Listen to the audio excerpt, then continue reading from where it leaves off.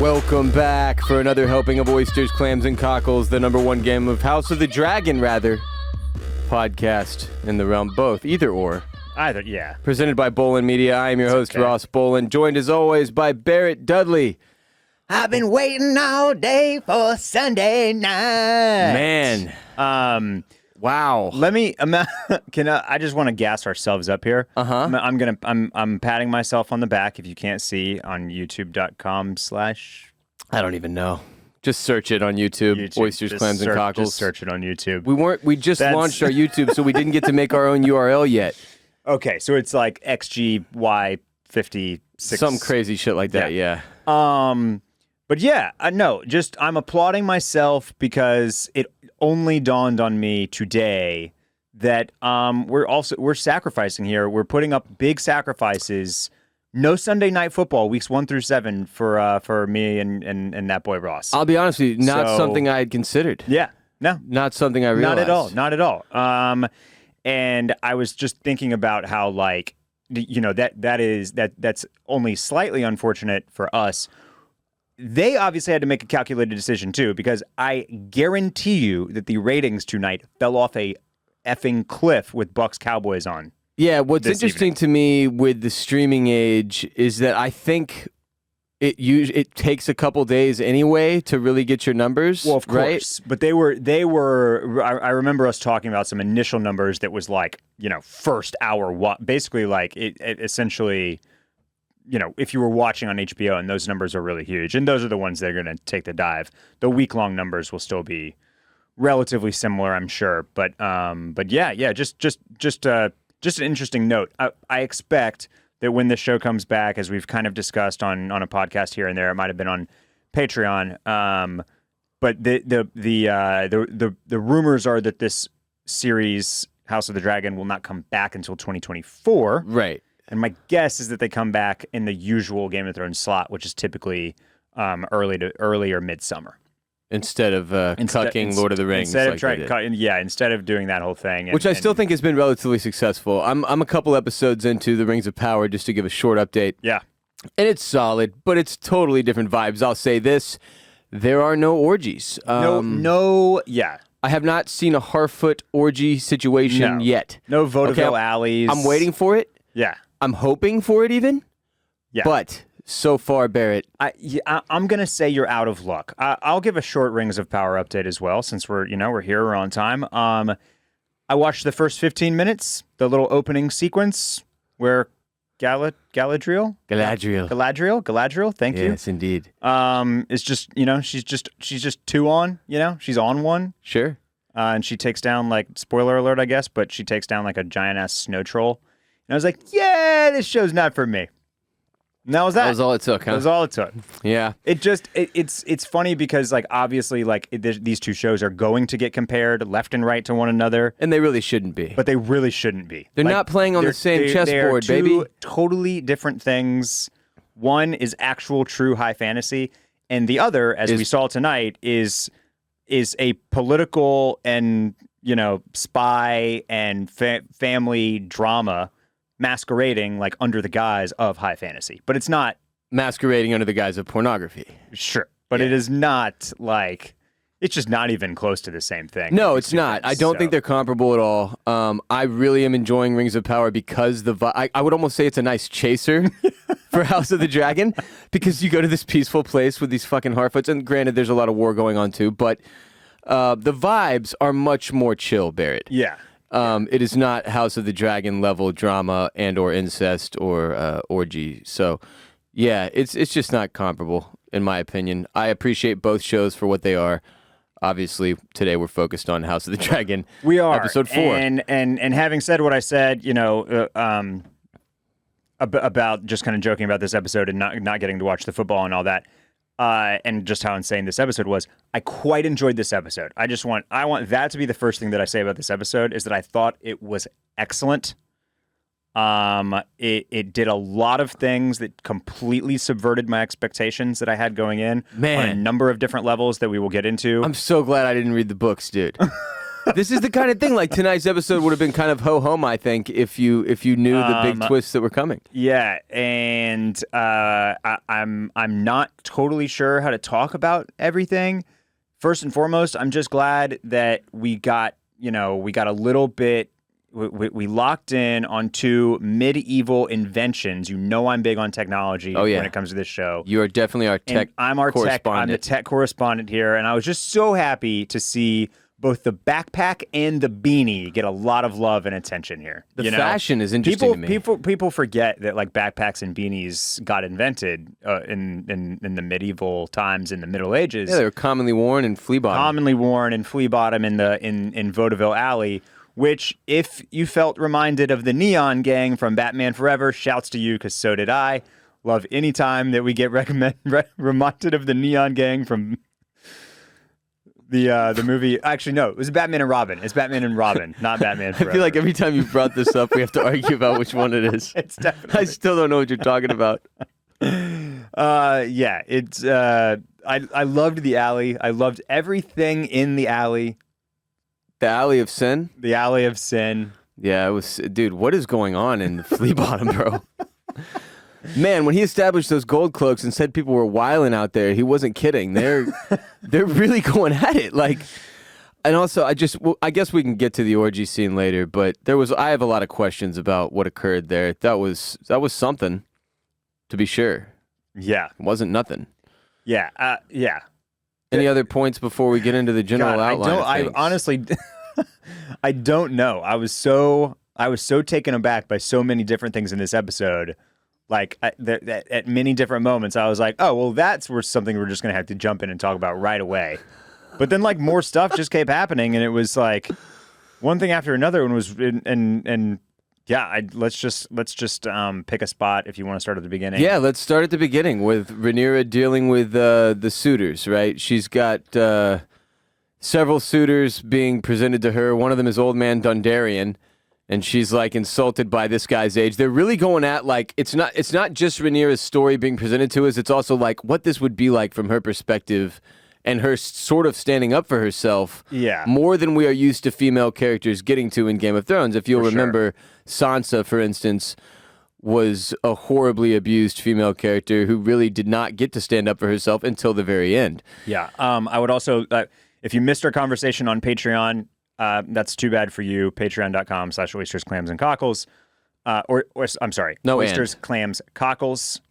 Correct. But we kind of followed up this past Thursday about the big subtitle discussion, and we should broadcast, I think, to our larger audience here our subtitle situation. Yeah, Barrett and I have decided that as part of our professional obligation to you as podcasters, that we are now reversing our watches. So we still recommend for regular viewers that you watch the show normally, and then your second watch you use subtitles. But for us as professionals, we are invoking our right as podcast pros. Yeah. And we're doing the first watch with subtitles. So that we're not coming in here, I'm already, look, even with subtitles last week, I said 2 years instead of 3 repeatedly. Right, yeah. So I've already issued an apology for that. I won't say anything else about it. I'm not going to drag myself. I'm trying to practice self-love. But the point is, we watched this with subtitles, so we've obviously picked up some more of the details that maybe you haven't yet. There's also something going on here where this show, at least Viserys, but really everybody, is using like an older style, an older dialect of Old English. The syntax is different. It's almost piratey. They're using words that like people definitely do not use anymore. You know what I mean? Very antiquated terminology and phrases and all that. So it just made sense for us. So yes, we are subtitle savvy. And I don't feel guilty about that for this discussion here. And just throwing that out there. So the Old Man Dondarrion, she brings up his age, and that's very much a thing again that we're addressing in this episode and throughout the season so far.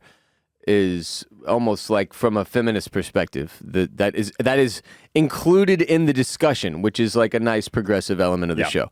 When this guy started talking, did you think that this was going to be one of the like an old Frey ancestor? Maybe. I thought he was presenting someone else. I didn't realize. Okay, I thought that too. Yeah, he was actually arguing for himself there because he was so old. But he basically was talking about how shitty his house was. But then he was like, But the castle, it sits somewhere very special. With And I a was great like, view. I was like, oh, this has to be the twins. It's got to be the Freys. But no, then it was Dondarrion. So, yeah. And then some young kid from Blackwood or something is his last name. I don't know, but he's very much a child, more even younger than Rhaenyra in appearance. Yeah, I would say no more than 3 and 10 or 4 and 10. I guess 5 and 10 at the max. Maybe 5 and 10 at the max. Yeah. And he gets heckled pretty hard, and then he murders the shit out of his heckler. He does. After having his age also brought into question by Rhaenyra. She's like, and now a child? Come on.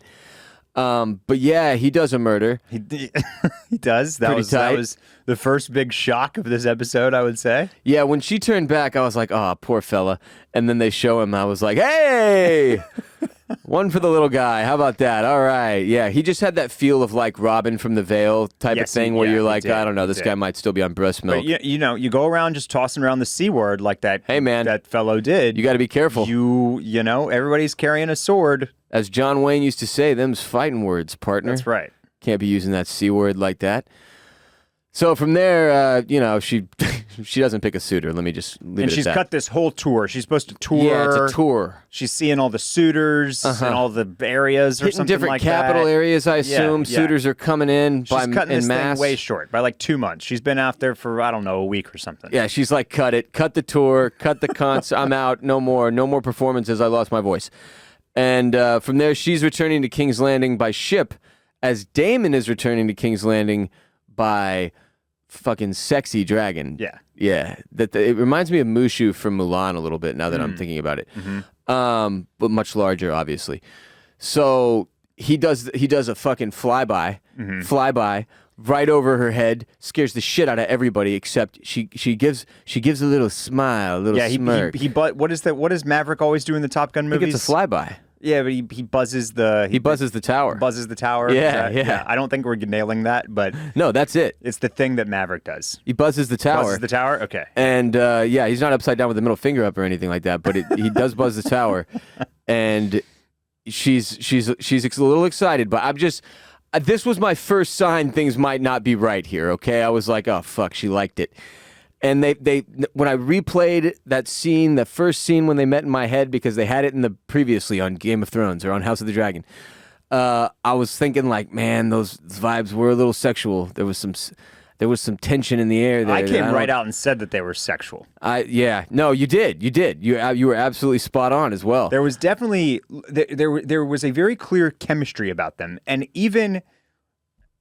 I don't want to talk about them. Yeah, I'll sheath it. So Daemon has had a haircut, first of all. Yeah. He's had a haircut. He's wearing a crown, and he proclaims himself King of the Narrow Sea since this victory in the Stepstones. Apparently, he's been somebody. He says it's not him. They've named him king. Yeah. They, whoever, he was pointing his dragon at, I assume. Also, he brings a hammer and says, add it to the chair. So I'm not sure he knows how the chair works because it's swords only, Daemon. Well... okay, who knows, right? Aesthetically, this is not pleasing to the eye. I guess you're probably not going to put that thing up there, but that was hammer? That was Drehaz. Yeah, that was Prince Drehaz. That was Prince Hammer. Prince Drehaz. That's what he used to smash the crabs and then eat them. He ate some of the crabs. We failed to mention that. His whole thing was he would get the crabs nice and plump by feeding the crabs humans. To the humans. Then he would eat the crabs using his hammer. Triarchy threw down big time crab boils. Yeah. They became the number one crab traders as well. Yeah. Anyway, hammer adding got crabs. to the chair, and that's what we're gonna call it. And Daemon bows to Viserys. He says he knows there is only one true king, and that he's not taking this crown on his head seriously. I'm not sure why he wore it if he in fact meant to denounce it, but he says, "My crown and the stepstones are yours." And while it does have obviously, as a viewer, I was happy he was doing something not negative. Uh-huh. But at the same time, you're like, yeah, but they were already his. Like, I don't know that he needed you to give this stuff to him. I think it was his stuff. Right. But it's more of like okay, first, just to answer your question, everything that he's doing, obviously, by the end of the episode, Is we're despite clear on Viserys. this, is to be a little, thorn in Viserys' side. I would say as a large thorn at this point. He's just he's prodding him. He just keeps going further with it. He's fucking his kid. He can't. He can't help himself. So of course he wears the crown in. Sure, he's you're right. He's making a show of it. He's creating a little tension. Yeah, and Viserys plays along, and then he plays like, nice with it. And then he's basically like, "You're welcome. I protected your shit for you." Yeah, Yeah. He tells him to rise. They embrace to applause, and he says, "The realm owes you a great debt, brother." And that was all very surprising to me. I didn't see this going as smoothly as it did. Yeah. Then at a gathering outside, which seems to be some sort of a celebration of sorts for the return of the prince. Yeah, big crab boil. Big time crab boil. Viserys says Daemon was always their mother's favorite. They're like having a fun conversation. Him and Alicent is at least standing there. I don't know how much she's allowed to talk. Call it Philadelphia, because that was the city of brotherly love. It was the only good moment they get to share with each other. Rhaenyra ends up approaching and saying, or congratulating Daemon on his victory, and they share weird glances, which in hindsight were questionable in nature. Alicent suggests that Daemon see the tapestries, all these tapestries that were brought in while he was out doing his war with the crab people. And Viserys just openly mocks her. This was another bro moment from Viserys. He's a bit of a bro. Mocks her and laughs in her face. Not great treatment. And Rhaenyra, though, goes on to enjoy the tapestries. And by enjoying the tapestries, she just goes and sits on a bench by herself. Yeah. Viserys seems to be in much better spirits at the beginning of the episode, I would add. Of course, that doesn't last long, but things did seem to be going well for a short time. Again, I'm not claiming any amount of time has passed between these episodes. I'm not saying. I don't know. So I know Alicent isn't pregnant anymore. I know she had that baby. Alicent is no longer pregnant. That's a great catch. I didn't even think about that. She had the baby. I'm not going to guess how old that kid is. I'm not going to put a number on it. You can't make me. We saw her bouncing the baby. That's right. The baby's months old. Some odd months old. Some amount of months. Yeah, that's right. The tour has been ongoing. The tour has been ongoing. There's a lot that she cut it months short. This is the first thing that really that besides the death in the hall there at the very opening, the first thing that really kind of hit me that I thought was a big surprise to me was that not as much time had passed, or not a big jump. I thought we were in for another big jump, not a multiple year jump using the same actresses.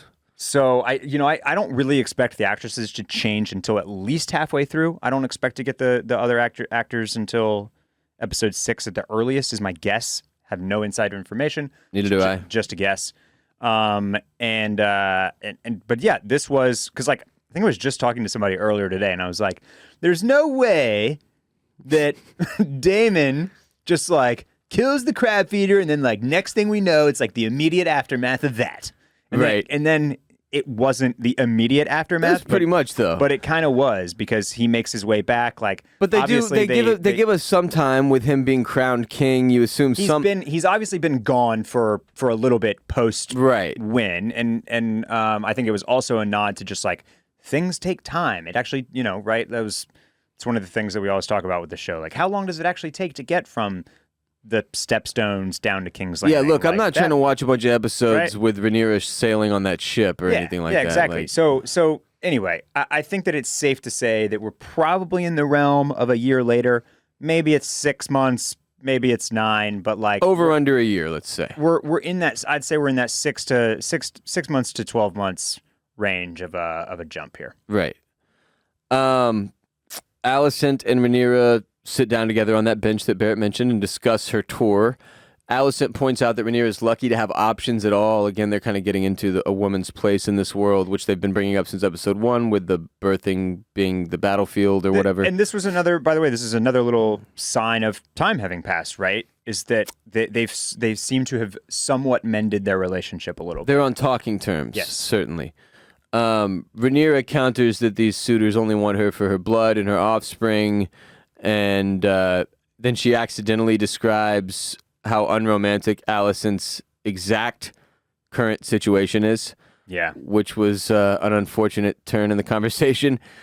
Alicent explains to Rhaenyra that Viserys is frustrated with her because she hasn't chosen someone to marry, that this is a political move that she needs to make, but that she's glad she's home, and that she doesn't feel like, Alicent doesn't feel like she has many friends there lately since she's become the queen, basically. That everything now is about her being the queen and not, she can't have any personal relationships, right? A common thing, I think. They end up holding hands at the end of that conversation, and through this point in the episode, I was still pretty confident in my 90% Rhaenyra is gay prediction. Yes, yeah. Which we'll get to in a moment. Rhaenyra has a short conversation with Daemon, telling him that he seems more mature for his adventures, where I grow slightly more concerned in my viewing.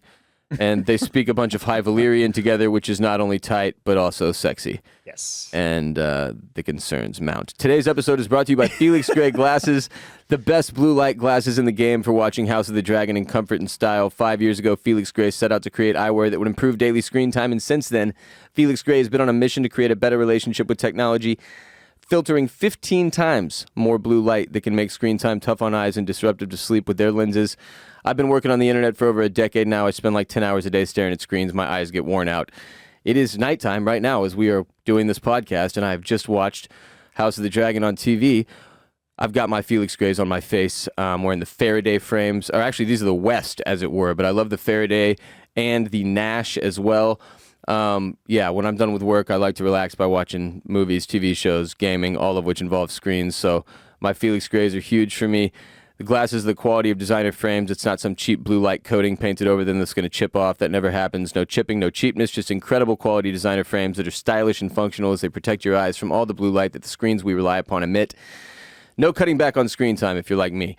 But you can do your eyes a solid and get yourself some Felix Grays to get relief from those headaches, dry eyes, blurry vision, and what have you that occurs over the course of your workday. Use our URL, felixgrayglasses.com/OCC, to support the show and get free shipping, free returns, and free exchanges, non-prescription and prescription available.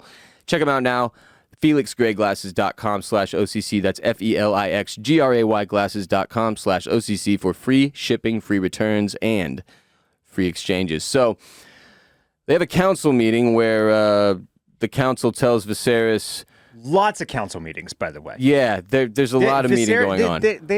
They're, when does anybody have any time to do any actual work around here, right? Too many meetings, They're man. in meetings all day. Too many meetings. Death by meeting. Death by meeting. Something you Right? got to know if you're trying to build a small business, you know? That's right. So Can't be doing that. Yeah. The council tells Viserys that the sea snake's pride has been injured. He didn't come back. He's a problem, Lord Corlys. He went back to Driftmark. Yeah, he's out there being an issue. So basically, they say we replace the crab feeder with Lord Corlys. Now we have another issue to deal with. Otto tells the council that Sir Corlys is now planning to marry his family to someone in the Free Cities. A guy from Brazos. And that's obviously not good for the crown in terms of an alliance forming. So I would also note Alicent just seems fairly miserable, and she's like taking care of her screaming baby. They keep flashing to little things with Alicent. Mm-hmm. A lot of little Alicent look-ins in this episode where I was like, what did that mean? And I'll give you a couple. At one point, it's with the screaming baby, and you can see like, oh, wow, she's really having to parent this kid by herself, right? I think is the impression. Like she's raising the heir to the throne, potentially, if it's to be named. And then I can't remember the other one I was going to mention.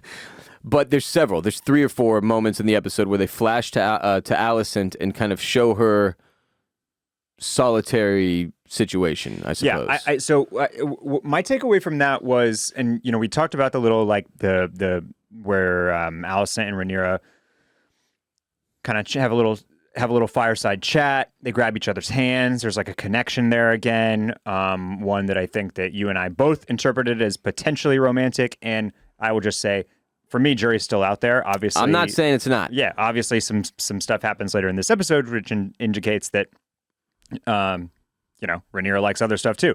But I think that I appreciated that moment, and then I think what these other little moments are doing are just drawing the contrast between like the agency that somebody like Rhaenyra is fighting for, and the lack of it that somebody like Alicent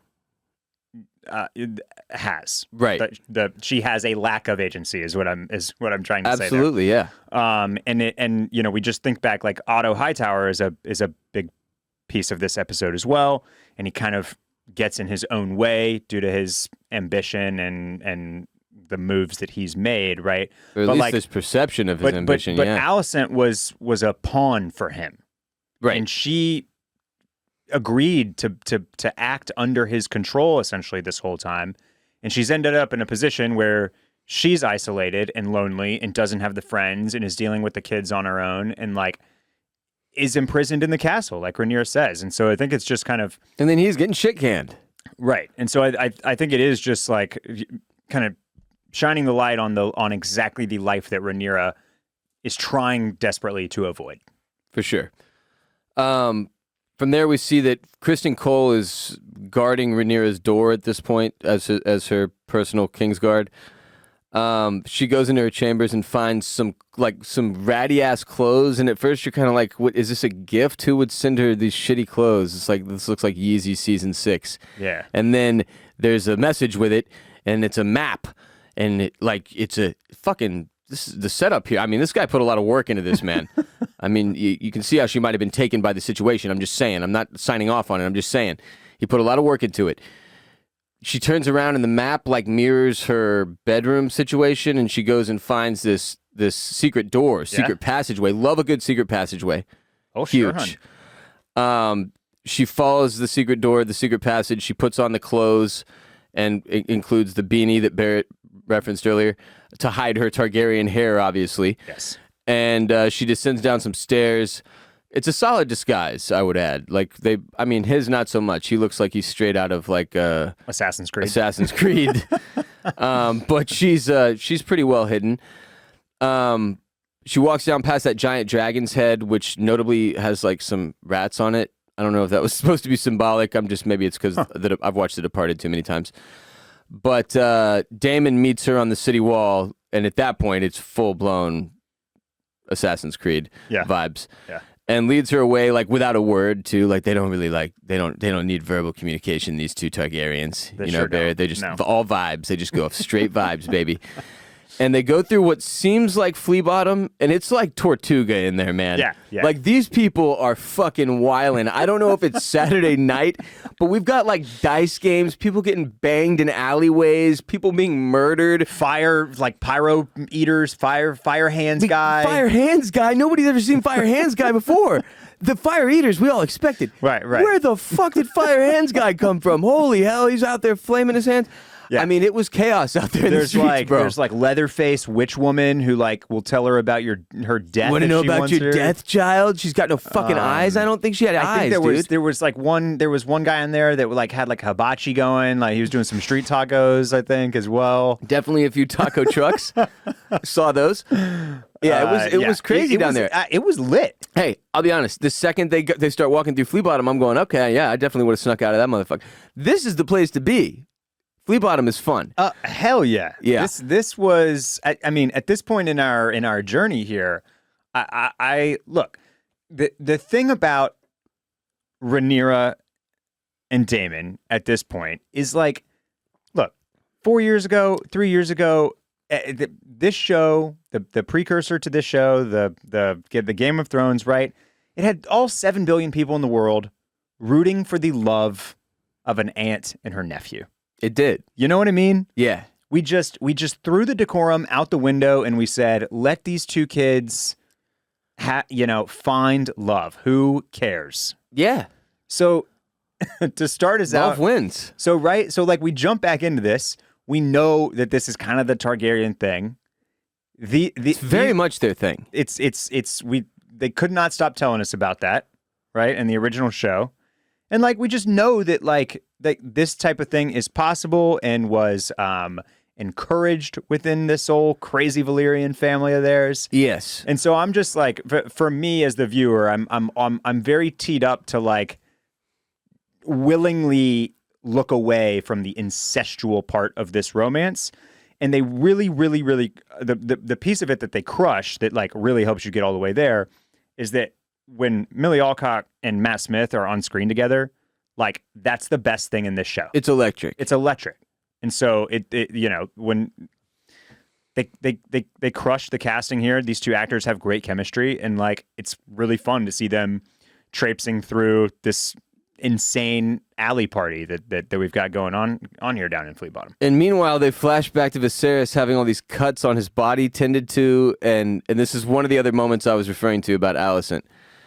The first one is raising the child. It's crying and screaming, and like any parent knows, it's just a miserable. Like when you can't get your baby to stop crying, it's fucking awful. It sucks. And then the second one is right here with she kicks everyone else out of the room and tends to Viserys personally. And you think something is going to come of it. You're like, oh, now they're going to have some conversation. Better listen up. And no, that's it. They just wanted you to know that she was like going out of her way to care for him. Mm-hmm. And then they go back to Daemon showing Rhaenyra a play that is being performed by the peasants. Nice callback to when we see Arya watching the play, watching over across the narrow sea. Yeah, and kind of very very similar thing happening where for the first time she's like getting the viewpoint of the common folk. Tyrion right? also at one point watched a play. I believe in Flea Bottom, actually. But yeah, so at one point, Rhaenyra yells out, lies, slander, boo. And I'll say that they've done a good job of inserting, I mean, there's moments where Rhaenyra's personality is almost too bubbly, like too modern for the world that we're in, but I kind of like that element. Okay. That it's doing more with, it's allowing characters to do more with their personalities than Game of Thrones really did. Like if you look back to Jon Snow, he'd be the archetype, I would say. And there's moments where she gets to have really funny lines, and I appreciate that. It's more fun. Same applies for Viserys. He has these lines where there's a lot of his personality is inserted into the humor that's coming. So yeah. Then Rhaenyra steals some gabagool and runs. And Daemon has to chase her. I didn't really know what to make of this scene, but then they flash to... That'll be 4 coppers, street rat. Yeah. We pay for our pleasures in King's Landing. Straight out of fucking Aladdin. Street rat, yeah. Street rat. Great song, though. So then we flash to cat Alicent. And mouse game. Yeah, the cat and mouse game again. The alleyways, a Flea Bottom. Really building up the tension between the two of them. Then we flash over to Alicent again performing these duties. She's being called to Viserys' chambers late at night for what appears to be very one-sided sexual intercourse. Yeah. This man is all scabbed and scraped up. He's got cuts all over his body at this point, Barrett. The lack of a throne cloak is astonishing. The fact that they haven't done anything to further prevent... made a killing. Come on, man. Viserys would have needed... He just would have bought the business, you know what I mean? It's absolutely insane. He's a mess. We would have been set. But yeah, I mean, once again, and this is love coming and doing the podcast because we get to think through everything and talk it all out. And like, you think about where Rhaenyra and Daemon go next, essentially, which is to the Pillow House, the Pleasure House, Sexy Town, where they're again like intercutting with Alicent, essentially like being coerced into intercourse at the call of the king. Yeah, as Jared, my co-host on the Ross Bolen podcast, who I watched with, he mentioned that felt like a very Handmaid's Tale moment. Right. Yeah.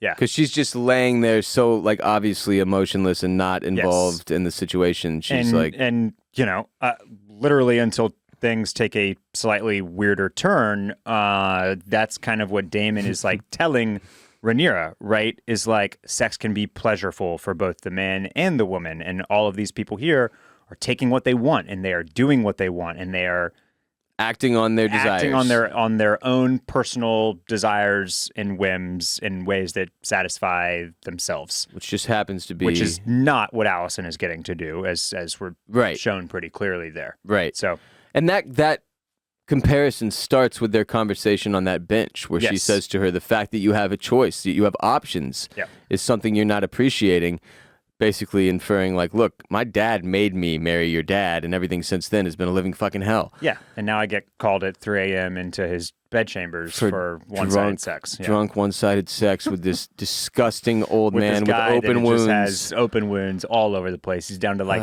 2.5 fingers, 3 fingers max on, on that left hand. They're not. Look, it's one thing to lack in digits. It's another to have them be gnarled and blackened, like someone tried to cook your fingers while they were still on your hand. I guess that maggot treatment is just, it's not working. It's not taking, Ross. It's not as effective as they thought it would be. Yeah. Is my guess. So Damon and Rhaenyra, they go to a weird orgy bar. I mean, things keep kind of escalating as they're making their way through Flea Bottom. You're just like, all right, this is getting a little bit sexy for my taste. I don't know what the... Nope, now we're in an orgy bar. Here we are. This is the orgy bar. And I mean, everybody is just sucking and getting at it and pounding and riding, and it's just going down in there, dude. So immediately my brain starts like, it's overstimulation city in there, but I was just like, oh no. And I'll be honest with you, this is one of the things that I had semi-spoiled for me. Like, I kind of knew these two were going to hook up because some jackass in the comments after week 1, when I was still reading social media comments, had put something after I had made, obviously a lot of statements about Rhaenyra being gay. So Rhaenyra not gay confirmed my gaydar stinks. But she might be bisexual still. That the jury is out. Barrett and I still are firmly in the camp of people who believe that there might be a romantic situation between Rhaenyra and Alicent still. Yeah, I think that. Now, look, I won't lie. That did take a hit in this episode. The potential for that, but I just look. I read the tension, the early sexual tension that they were seeding between Rhaenyra and Daemon, and I was also picking that up early with her and Alicent. So I'm just sticking a little bit with my gut there by saying that it could still be a possibility. You never know. The whole thing in that pleasure house, right? When up until like the moment that she kind of went for or was accepting of the kiss from Daemon, I was like, what he's showing her, these people that are taking what they want, is like, there was a lot of queer sex happening in there too, right? Yeah. Guys going down on guys. Chicks doing chicks. Like, it was everybody doing everybody. Everybody was doing everybody. So Absolutely. It was like just a group love situation where free love in there, free love, hippie vibes. Yeah, they found the hippies of Flea Bottom in the midst of an orgy. Okay, so this is when things get confusing because he takes her in there and they're in the middle. I mean, like at first you're like, all right, I don't know, maybe he's fucking psycho. She's close to 18. Maybe he's showing her the ropes or some shit. Let's say she's 18. I'm going to say she's 18. Let's just say she's 18 for our own safety and sakes and conscience. But yeah, so at first you're just like, maybe they're just going to take it in. But then he starts giving her this speech and you're like, oh shit, he's seducing her. Yeah. And the next thing you know, they're making out. And then he's got her like turned around. Mm-hmm. And at that point, I thought they were having sex. Yeah.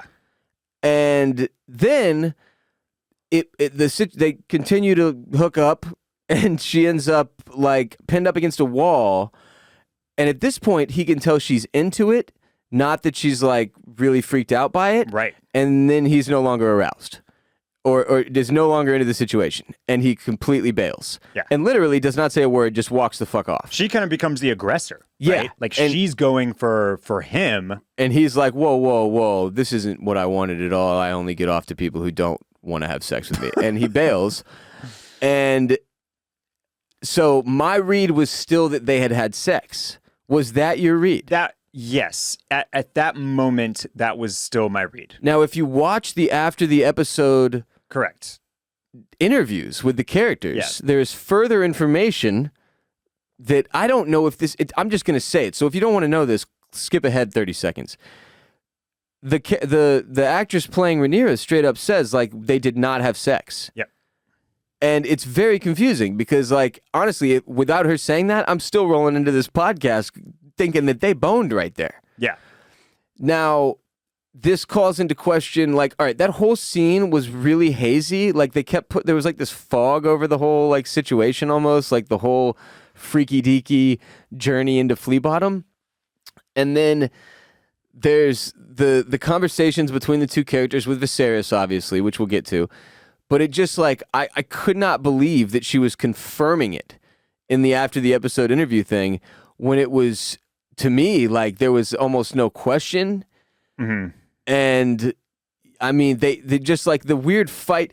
So last thing I'll say about this, and we're going to bounce forward a little bit and get back. We'll get more back into this, I promise. Okay. But they have that weird little tiff where she like clearly becomes the aggressor. He immediately shuts her down and bails. And on her way out, this kid, like very noticeably gets up and follows her. Yes. Today's episode is also brought to you by MyBookie. Imagine if you could bet on House of the Dragon. Well, with MyBookie, you can bet on entertainment. During Game of Thrones run, they had all kinds of crazy bets you could place for season 7 and 8, how the show would end, who would live, who would die. And if you think betting on sports is fun, wait till you place a bet on your favorite TV show. Just go to mybookie.com. Use code DRAGON to unlock a deposit bonus when you sign up and support the podcast. Football is in full swing. Both college and the NFL now in season. Major League Baseball headed toward the postseason. The NBA is around the corner. My favorite time of year to bet on sports, mybookie.com. To bet on all the entertainment, sports, and politics you can handle, just use code DRAGON when you sign up to unlock that first-time deposit bonus. And enjoy the online casino, live blackjack and roulette, all the live lines, prop bets, and futures in terms of sports that your heart could possibly desire. mybookie.com. Code DRAGON. So I guess we'll probably have a larger conversation at the end of the episode about just all the shit that occurs with Rhaenyra, is my guess. Because immediately we go from there. She's walked straight from the pleasure house, back into King's Landing, back into the Red Keep, and then lures Sir Criston Cole into her bedchambers and then kisses him. Now, we just last week were like, yeah, they have a fraternal relationship. Yeah, these two. They just have a totally fraternal, not romantic, 1,000,000% platonic relationship. Yeah, those two. Wasn't us at all trying to write the narrative toward our already existing theory that she was gay. So, again, Rhaenyra not gay confirmed because she undresses her personal bodyguard, her personal Kingsguard. It takes her 20 minutes, by the way, to get all of the armor off. I loved this little detail here. Shouts to all the people that live in just like super cold climates, because I imagine this is what it's like for you. Just delayering on the way to sex. When you get home, like from a date or whatever with your bar hookup, and and you have to just Michael Horny. You got to take off 15 different layers. Take off 15 different layers up and in scarves Minnesota. In Minnesota. Oh sure, hun. They know about the delayering. Oh geez. Yeah, and so it's like 25 minutes later, you finally derobed and are down to the long johns. Yeah, I'm guessing that's a problem for the premature ejaculators. I like when they're both taking off like the laces of their boots. Yeah. They both have to sit down just to do that. I thought it was interesting that they acknowledged all this, but the point I think ended up being that it was a very conscious decision for Sir Criston Cole, who is breaking his vows as a member of the Kingsguard by even participating in this act. It's obviously a life-changing thing. I mean, look, to make reference back to what made us think their relationship was strictly fraternal, he tells her point blank, look, my loyalty to you is like unquestionable, and you are the bee's knees to me when she's like saying she's toothless. Because she put his family in the highest position they've ever been in. Now, he's immediately putting that at risk by having a sexual relationship with the princess. So, really interesting decision-making. I don't know if it's just like, look, it's not... First of all, her going back-to-back is where I was at in my head right there. I was like, wow, she just banged her uncle and then came straight in and banged her bodyguard. These are two of the most questionable sexual decisions she possibly could have made, and she did it in a 20-minute span. I feel very, very just like concerned for our boy Criston, because this was a ginormous decision for him to make. Yeah. And while, look, I can't totally fault the guy for like, as they say, and as they also add in the after the episode, he's kind of carrying a torch for her a little bit. Like, she did do all this stuff for his family. He does have this very close relationship. I mean, she comes in fired up too, bro. Like she's putting the energy off big time. It's like it's hard to say no. So I know we were going to circle back on this and talk about it a little bit further here in a minute. But I'll say now that while I was with you, and then she comes in here and is immediately like, Sir Criston, take off all 70 layers of that Kingsguard armor, and I started to I was like, okay. Did she have sex with Daemon? Maybe they maybe they didn't go all the way then, because it's almost like she's she's kind of unfulfilled. Right. Like, and now she's coming in to get that fulfillment. The spark has been lit. Something's kind of been awoken inside of her, maybe. Oh yeah, baby. The dragon is alive and well. The and dragon awake. is and she's like, I gotta finish the business here. Yeah. No, I mean, I think the Kristen's sexy ass is right there at the door for the taking. So the important, I did start to like the wheels started turning on that when I was like, okay, so maybe they didn't actually have sex. So it makes the important takeaway from Damon that he lit this fuse in her. Right. He tells her, look, all these people are out here taking what they want, getting what they need, acknowledging their desires and then acting on them. You should be doing that. We're Targaryens, blah, blah, blah. Yeah. And with their conversation kind of towards the beginning when they're doing all the High Valyrian, like, right. Like one of the things that he tells her is that marriage is just a political construct. It's just a political arrangement. And still that bone whoever you want. Right. Still talking about how like after that, take what you want, like, fulfill those desires on the remember, side. He's married. Should you need to. Yes. Yeah, he's married. You think we're going to see this quote unquote bronze bitch eventually? I think we have to, right? Yeah. I'm hoping next week because he's being sent back there again, right. Allegedly. We'll see if he goes this time. But yeah. He really does not care for his wife in the Vale. No, sure doesn't. Which we're yet to meet a female in the Vale that was not completely deranged. Yeah, total psycho. In all fairness, psycho. But yeah, so Rhaenyra and Sir Criston Cole do end up banging. I completely misread the entire situation, and again, Rhaenyra confirmed likes dudes as well, if not just dudes.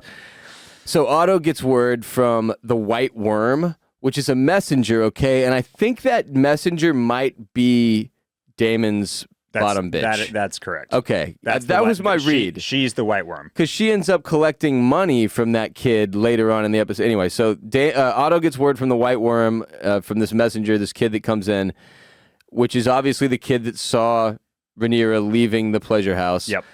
And then Damon wakes up with the White Worm tending to his hangover. And that's when it becomes pretty obvious what's going on here. You're like, okay, so she's very much like our Varys, little fingery type of human we got going on here. Otto has to weigh the decision, I guess, how to tell Viserys. Otto is probably the most difficult character to read now for me because he presents as very much a schemer. Yes. And like if he's not just completely self-serving, then he's totally mispresenting himself.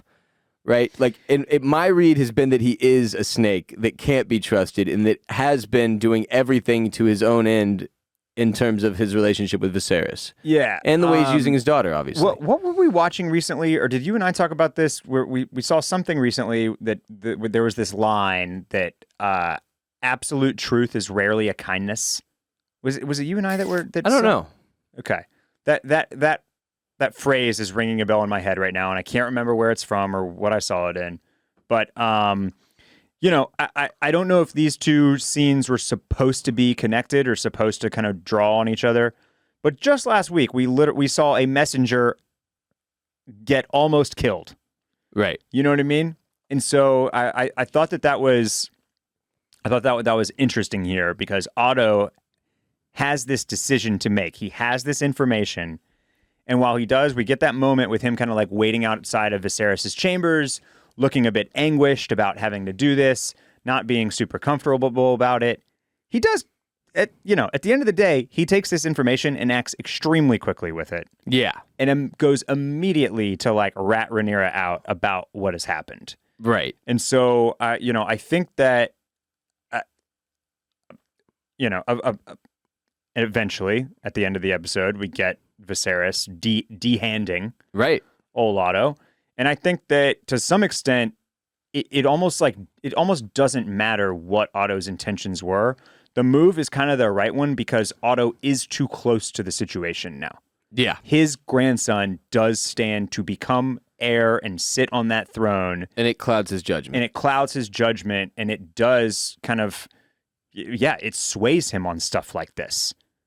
Where, I think that were he to be given that information without a grandson kind of lying in wait, essentially. Right. Is that something that you actually need to tell the king? Yeah, and it's one of those things where, like, sometimes you have information, it's like you have to know how to play it, right? And he can't present as the number one guy pushing for his grandson to become fucking king. Yeah. But that's what's happened. He's allowed that to happen. Right. He needs to be way better at the inception part He's of not this, great right? with that, right? He's and not like, good at it. Viserys says, and I mean, we'll get to the full firing later, but he says, like, this guy's faithfully served 2 kings. And then later in the episode ends up calling into question whether or not he even did that. Yeah. Or whether he, like, schemed his way into the room entirely. Right. So it just Otto becomes very difficult to read here, where and I think kind of has like, been for all 4 episodes. For sure. But I feel like my gut reaction is correct that he is a schemer. He is overly concerned with his own. That is where I am right now as well. And he just hasn't played it well. Another piece of truth that Viserys says right there is like the Alicent thing.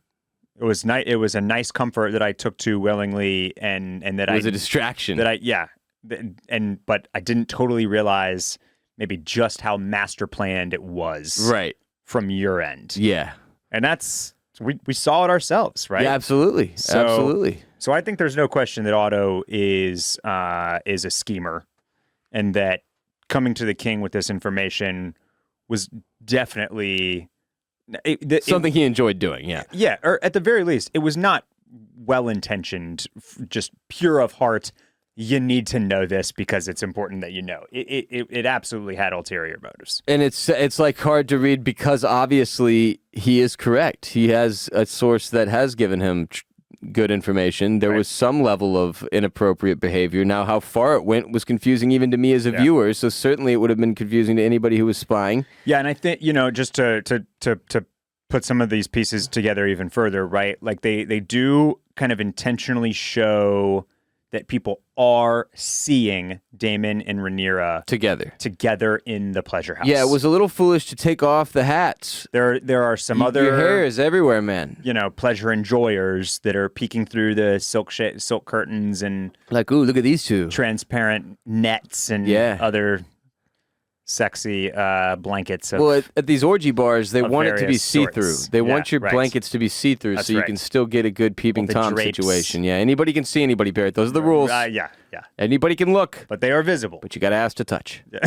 So those are the rules of the orgy bar. So yeah, risky game that they were in there playing. So he tells Viserys, Otto does, that he has discomforting news. The princess was spied last night, in a pleasure house with her uncle Daemon, and that, quote, they were engaged in behaviors unbecoming of a maiden, of a princess. And he says Daemon and Rhaenyra were seen together in the bowels of a pleasure den. Coupling. He can't bring himself to straight up say they had sex. Yeah. Which is the first alarm bell I kind of had, where I was like, okay, wait, now this is getting weird. It's not being confirmed. It's getting unusual. Yeah, that's true. And it takes the king pulling it out of him to even get him to say they were coupling, because I don't really know. It was strange to me. It was an odd piece of the Otto equation. But Viserys, I thought, handled this exceptionally well for a dad who's being told that his daughter is hooking up with his brother. That would be troubling, I think. Yeah. He says, this is a lie. You've been lied to. He calls it gossip. He wants the person responsible brought to him so he can take their eyes. Dramatic. Viserys accuses Otto of being ambitious and attempting to destroy his family. So even from the get-go, Viserys' read on Otto's play here is negative. Yeah, and it doesn't take Rhaenyra pushing him there. That is the calculus that I think that Otto doesn't do very well here, is of course that's going to be his immediate reaction. Of course he's going to be upset. You don't actually have any proof. This information has come through your web of spiders, essentially, which the only thing I have to go on is your word that it's good information and from a good source that hasn't steered you astray right. anytime before that. Like he didn't. As Viserys says to Rhaenyra later, like the truth doesn't matter, perception matters, and the perception, no matter what, of Otto telling Viserys was going to be this. Yeah, he should have figured that something this important would need a lot more proof, and he would have to bring a lot more to that conversation than he did. Yeah. Than just to be like, well, I heard this about your daughter, and it's the worst possible accusation possible. And honestly, like, probably should have schemed for it to be delivered in some way, shape, or form by somebody that was not the grandfather of little Aegon there. Right. And then the other part that he doesn't think about is that this is also going to implicate him in the spy game. Right. And he doesn't think about if his daughter is in the room. He also doesn't think about that. Yeah. Fucking listening. Today's episode is also brought to you by Chime. What goes great with a summer vibe? How about a checking account with no monthly fees? Like a cool breeze, Chime is a refreshing way to handle your money. With no monthly fees, no maintenance fees, or minimum balance fees, it's how banking should be. And when you need access to your money, you can do so fee-free at more than 60,000 in-network ATMs and many locations at like most Walgreens, 7-Elevens, and CVS. You can also send money to anyone, even if they aren't on Chime, fee-free for you and no cash-out fees for them. Chime, no monthly fees, no vibe-killing fees. Sign up for a Chime checking account. Only takes 2 minutes. Doesn't affect your credit score. Get started at chime.com/dragon. That's chime.com/dragon. Chime is a financial technology company, not a bank. Banking services provided by and debit card issued by the Bancorp Bank or Stride Bank. Members FDIC, out-of-network ATM withdrawal fees apply, except at MoneyPass ATM in a 7-Eleven location and at any Allpoint or Visa Plus Alliance ATM. Other fees such as third-party and cash deposit fees may apply. So Sir Criston Cole visits Rhaenyra's chambers, and immediately I'm like, oh yeah, here we go again, round 2, baby. And he's bringing her a message from the Queen. So Rhaenyra meets Queen Alicent in the Godswood, where Alicent, questions her on Rhaenyra, on the allegations that she's just been exposed to by eavesdropping in her husband's bedchambers. But she straight up says it, that you fucked Daemon in a pleasure house is what you're being accused of. And Rhaenyra plays it off like she's trying to be... This made it even more confusing for me, where I was like, she's obviously trying to be coy, and she's not doing the best job. Yeah. She does a better job later on. Like, she ends up building into what was like a pretty elaborate, convincing, narrative. But at first, you're like, oh God, she's been... a little bit obvious that she did hook up with her uncle. I mean, at the very least, they like made out and stuff, and it was weird, right? But Alicent says, you Targaryens do have queer customs, and Daemon does know no limit. Which, both of those things, and you're like, yeah, those absolutely. Are true things. Those are fair things. That's facts. Absolutely. Rhaenyra turns the conversation, though. She turns it on Alicent and says Daemon sank into his cups and abandoned her for some whore.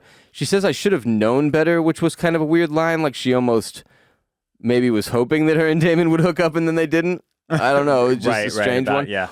But she says, Daemon never touched me. I swear this to you upon the memory of my mother. Yeah. And more I'm starting to think that the surviving members of the Targaryen family don't maybe take seriously enough swearing things on the memory of this dead woman. Yeah. Right? Daemon then stumbles into King's Landing and still shit-faced and is immediately taken to the king. He's thrown into the throne room, but Viserys is not sitting on the Iron Throne. He comes in from the wing, accuses him of defiling his daughter, kicks him a few times for good measure, and Daemon throws out, Rhaenyra is a woman grown, better her first experience be with me than some whore, which is the argument that Donnie Azoff made in Wolf of Wall Street. It's my cousin. Absolutely ridiculous scene. This was awesome. As electric as Matt Smith and the actress who plays Rhaenyra, what's her name? Yeah, Millie Alcock. Millie Alcock are. These two are also really great together. Yeah. Patty Considine and Matt Smith play very well off of each other. Yes. And this was a fun one. Just anytime we're in the throne room is kind of like a special moment, I feel like. And again, this is now this is the second time we've seen this man be banished from King's Landing in 4 episodes. He basically says here, like, oh, well, she's defiled. Fine, marry her to me. I'll take her as is. Right.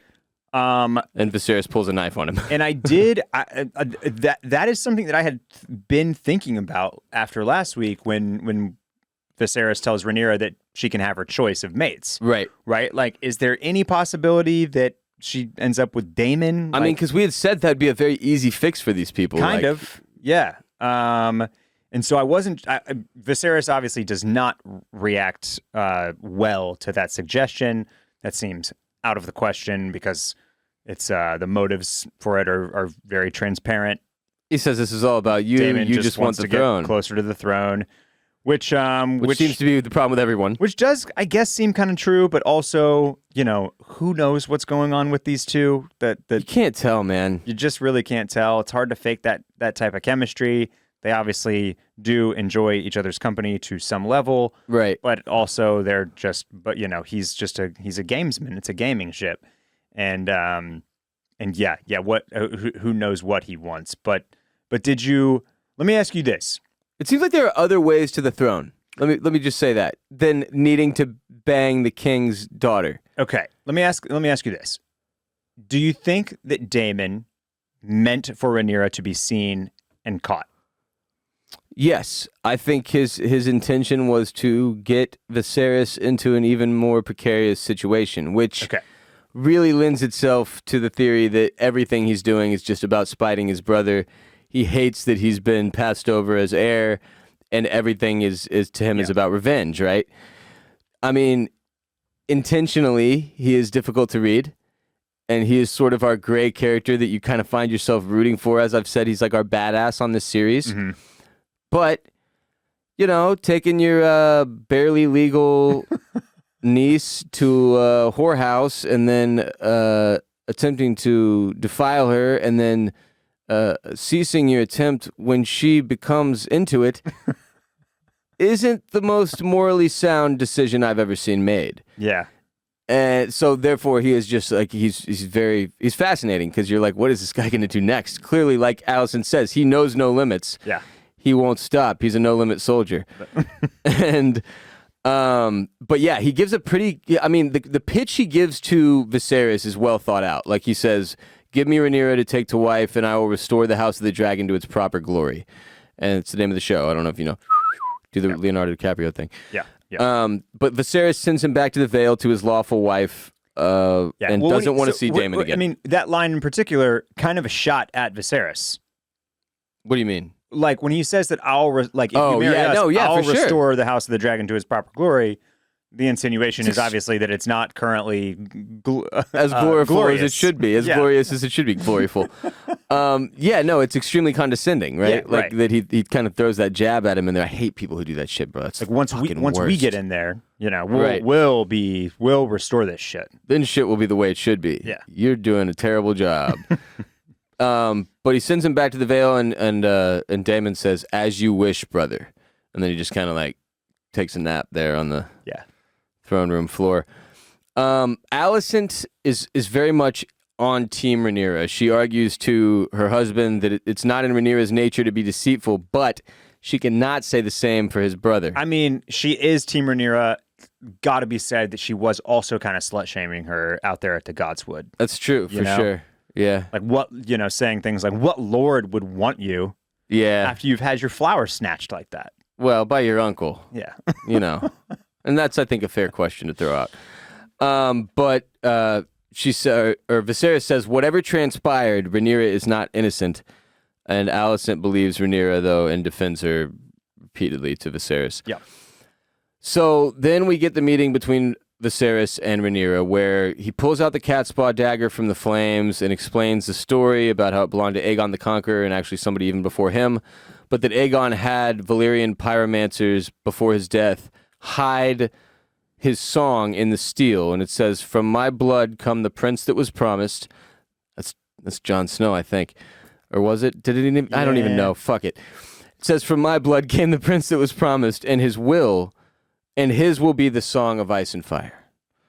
So this is another Song of Ice and Fire reference. Did this upset you? No. pretty quick here. Pretty quick little In and out. reference to it. Sure. The cat's paw dagger itself is like pretty tight. It's tight. He's been carrying it around on his hip the whole series. I was hoping we'd get more to it, you know? Yeah.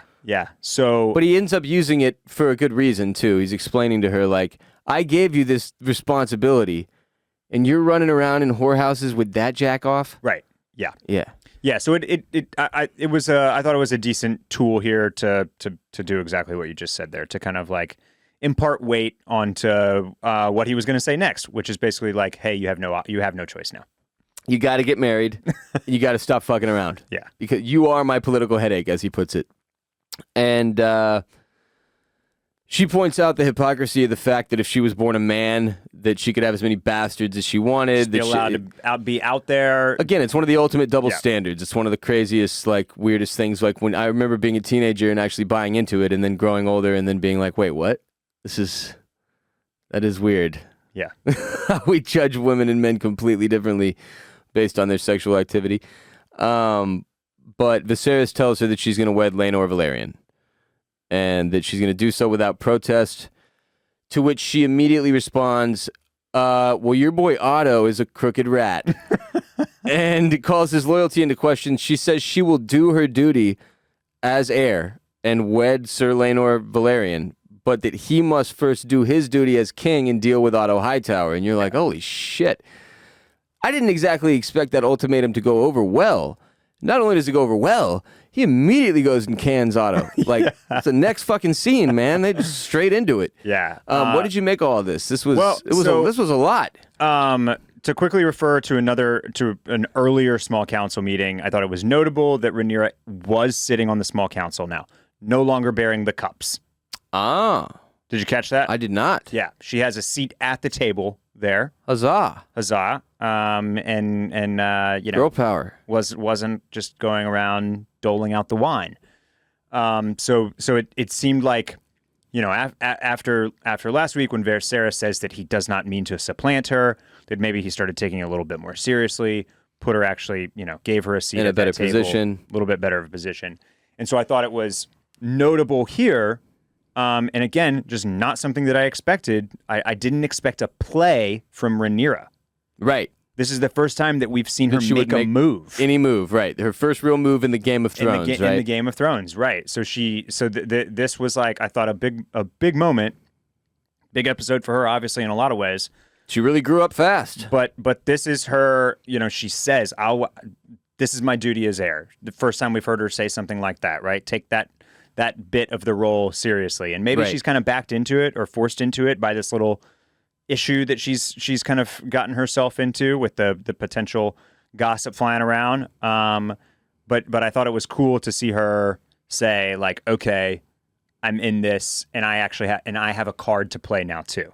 Right, and actually ask for something. Yeah. And I mean, look, we've seen her father doting on her through 4 episodes. While they've had their differences and frustrations, obviously, he seems to really, really love her, right? Mm-hmm. So you can see how this would actually be something he would respond to. And at this point, look, he calls Otto into the council room, and when he starts to get into it, you're like, oh shit, it wasn't just what Rhaenyra said.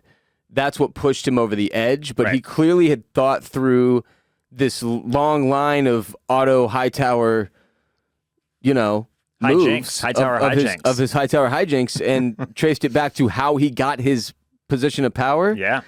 And saw that it was under questionable circumstances. Potentially all a manipulation, yeah. So it really shows you that it was more than Rhaenyra, but he calls him in there, accuses him of sending Alicent in as a calculated distraction and a way to get himself obviously closer to the Iron Throne. He takes his hand of the king pen, big deal when this happens. When it happened to Ned Stark, it was painful. When Robert took it from him, I believe it was. He says he can no longer trust his judgment, and he is no longer hand of the king, obviously. So one big thing here moving forward, we're going to need a new hand. There's got to be a hand. Aye, that is correct. Because when the king shits, the hand wipes. And if there's nobody there to wipe Barrett, hemorrhoids. That's what's coming. So yeah, that was that. I didn't think we would see Otto sort of knocked off track this quickly, I guess. Yeah. Like, he made it this far, this long, Well, and now he's been real overly obvious with his plays, and he's gotten himself fired. He seemed like such a schemer, and like we said, his all of his motivations were kind of unclear. We didn't really know what he was after, what he was going for, besides just kind of obviously having some raw ambition there. Yeah. So I think that's why that was kind of surprising, is because we never really got to see him, be an outright bad guy. Right, be an outright bad guy. Well, depending on how you read the situation with him using his daughter. Or have some type of redemption in a way. Like, yeah. So it's just he got the axe here while still being like a very kind of mysterious player in this game. Yeah, he didn't give you anything to further read with his reaction even. He was just like very obviously playing shocked. Mm-hmm. But yeah, all in all, Otto Hightower, like many of the characters on this show, remains very fun to sort of try to read every week, right? And try to get their intentions and where they really stand with things. The episode closes out with the Maester bringing Rhaenyra an abortion tea, which is now illegal in our state. I was watching with Jared. Jared made the joke, Plan B, more like Plan T. We got a good laugh out of that. Yeah, that's a good one. And yeah, this was, look, I knew Viserys would be like the cool dad about this, right? Because the Targaryens are the Targaryens, and they're weird. They like to keep it in the bloodlines and all that. But this was not something I expect. I don't know. I guess he like thought it through all the way and was like, all right, it could be even worse if she's pregnant. Then she would not be able to get married to Sir Laenor. And I think it shows that he doesn't believe her, obviously, right? He doesn't really all the way believe her that they didn't do anything if he's still sending her the abortion tea. Yeah, I mean, a lot of levels to this thing, right? Or maybe he knows about Kristen Cole. It's a poison pill in more ways than one. Because yes, it is. That's one read. Hey, I don't 100% believe you, so here's this because I need to be 100% sure. And then there's the obvious issue of her decision here, right? Because it's also somewhat of a test.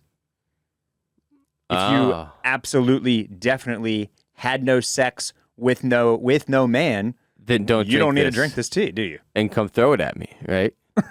But if you drink it, you fucked somebody. Then you're admitting to the. That's true, Barrett. That's true. It is. It is a bit of a test from her dad there. I didn't read it that way. That's a very astute judgment. So the Maester puts that tea down, and I was thinking, well, obviously she got to drink this tea. But then you also need to like go fill it up with something. Right. Like when you steal out of your parents' liquor cabinet. Yeah. You fill that gin bottle up with a little water. With a little water. When I found out gin was disgusting. Put it back to the mark. Yeah. And everybody in King's Landing, everybody at the Red Keep, right? Everybody needs somebody in their pocket on their side. Sure. So she needs to just get down to the kitchens or something, and get her person down there to like whip up a little something that has the looks same like this, yeah. goldish brown tone, same consistency, tint. Yeah, consistency, all of the above. But they hit us with the Inception moment where they pull away. Obviously, we don't see if she drinks it or not. Right. We don't see if the spinning top stops or whatever for Leo. And I think that was...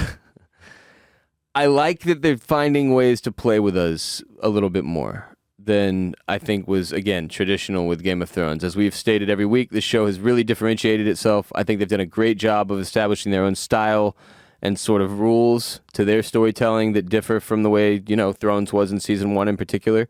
It's operating much more like season 7 and 8 did in terms of speed and time jumps and the way they're handling that type of situation. But like I've said, it's got more flair and personality to it with some of the characters to me.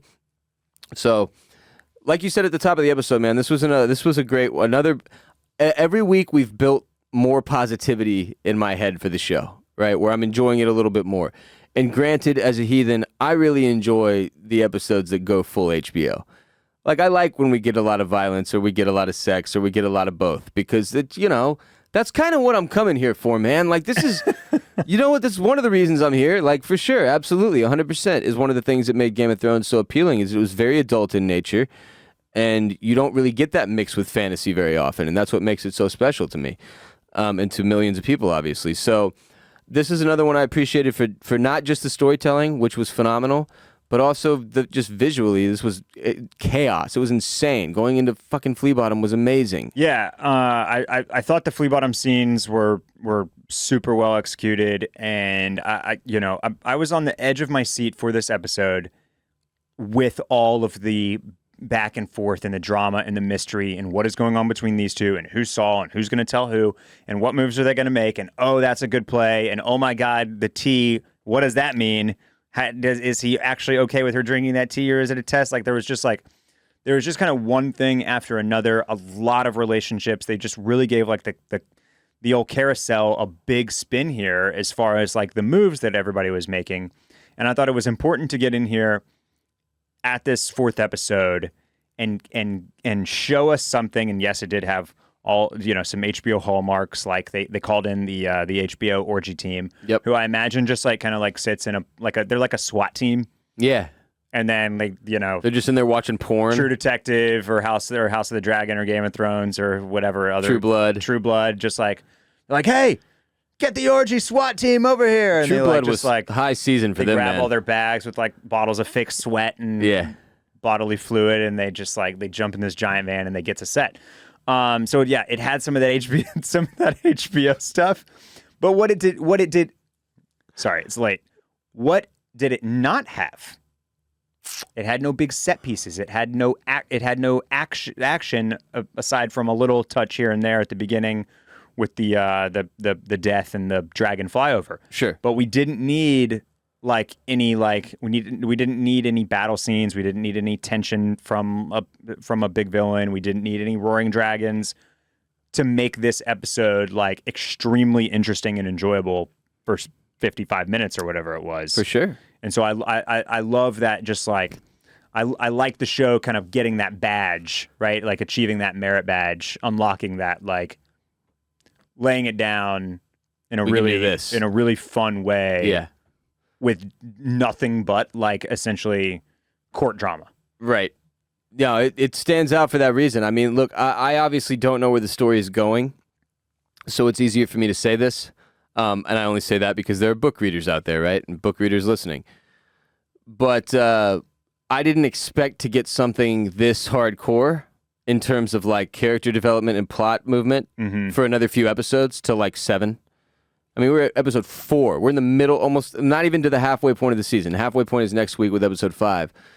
And we've got one of our main characters suddenly like being seduced by her uncle and then banging her bodyguard, and this whole succession thing still up in the air. Yeah. And all this scheming and plotting, and the hand of the king being fired. And I mean, you can really see the wheels turning to make this a total disaster. A total and utter shitstorm of epic proportions, which I assume is what the whole, intrigue behind the story is. Yeah. And for that reason, the momentum has continued to build for me this week. And if I had to guess, I would say that moment where like the shit hits the fan, when all of this just like explodes into chaos, which all of these people are very capable of, as we know. As Viserys says, they are. These two Targaryens, Rhaenyra and Daemon especially, are reckless and chaotic. Yeah. And so I don't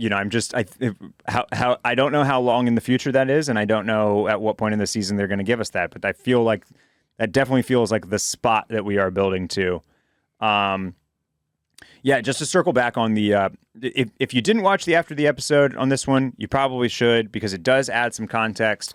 Now, if I'm going to pick a nit with this episode, it's probably it. I shouldn't have to watch it behind the episode to fully understand what the directors and writers were doing with a particular scene. For the sex scene or the questionable sex scene? For the that specifically, but kind of the, I would say that specifically, but yeah, there were some broader strokes that I kind of that were added by the behind the scenes thing. Like I thought it was interesting that they actually called what Daemon does in this episode with her in the alleys of Flea Bottom as like abuse a little bit.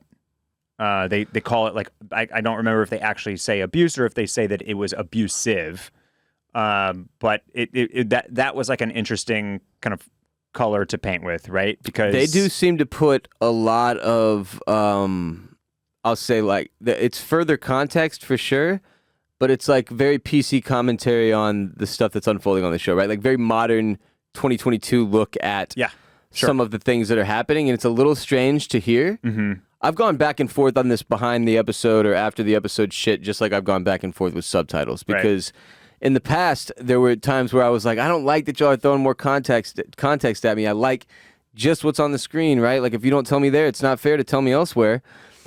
And yet they're doing stuff. I mean, to defend them, I can see how the decision to leave what happened with Rhaenyra and Daemon as very questionable. I can see that being intentional. I can see it being a useful tool to them even further clouding how bad or good any of these characters are, or exactly what occurred, depending on how far you want to draw that line, I guess. They still made out and shit, like I said. Yeah. But and maybe it's something that you and I would pick up on a second watch, but like another thing that they kind of had to spell out for me, right, is that the big one, that they did not have sex, that was like, that it ends, but then even further than that it ends with his impotence, essentially. Right. That what happens there, they use the word impotence. They say the word impotence. So like what happens there is that like he suddenly loses he can't perform the arousal. Right. She flips the script on him, and it is a. Well, you have to read into that part. They don't say that. That's what really pissed me off. Is they bring up the impotence thing, but they don't fully go into like, look, this guy was getting off on it being him basically sullying this girl for her father. Now that doing something kind of dirty, and now that he sees she's enjoying it, it is no longer what he wanted out of the situation sexually. So he leaves. Yeah, and he's already achieved his goal, right? I mean, he's already dragged her through there. I'm not sure. I mean, again, this is a good. This is what they want. I think this kind of discussion. Not sure if it's that she's enjoying it, or if it's just that he's no longer in complete control of the situation. Right. Right. Because it seems like he's kind of there to get her to buy into a desire, but then when she is like almost like too desiring.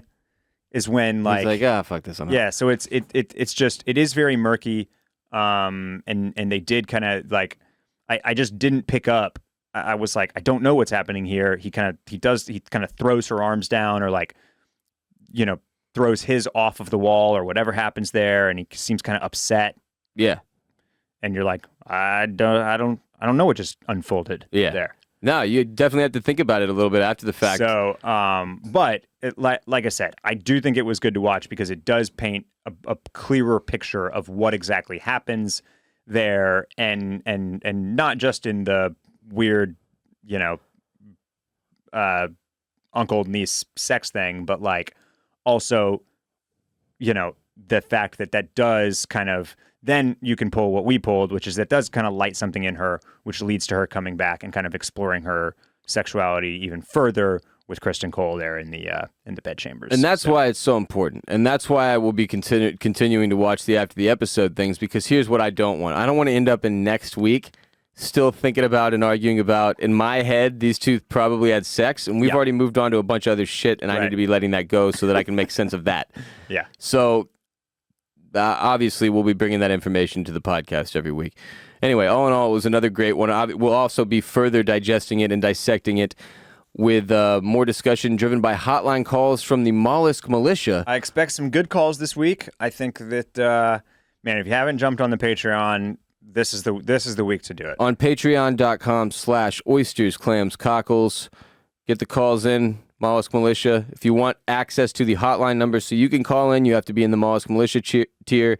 If you don't care to call in, just want to enjoy the episodes, audio is available to the Crustacean Nation tier as well. It's a minimum $5 pledge to support our podcast at patreon.com/oysters, clams, cockles, and gain access to that second ad-free episode each week, available exclusively on Patreon. And again, we take hotline calls from the Mollusk Militia. We further digest the episode. We talk about things that we missed, go further on things that need further discussion, answer questions, address theories. We keep it Reddit and spoiler-free, book reader-free, as we have with everything else, so that we can enjoy this to the fullest. yeah, we're on social media, on TikTok at Oysters, Clams, and Cockles, on Instagram at Oysters, Clams, Cockles, and on Twitter at Clams and Cockles. Follow Barrett at Barrett Dudley on Instagram and Twitter. Follow me at WR Bolen. Full episodes of our show are available on YouTube. As we said earlier, go to YouTube and just search Oysters, Clams, Cockles. You'll find it. You can also go to the link in any of our social media bios to see our most recent episode on YouTube right there at the top. Bolenmedia.com/shop is where you go for OCC merch. Barrett and I will be back later this week on patreon.com/Oysters, Clams, Cockles for further discussion and analysis of, what was the title of the episode? King of the Narrow Sea. King of the Narrow Sea. As it were. Until next time, Clam Fam. Deuces.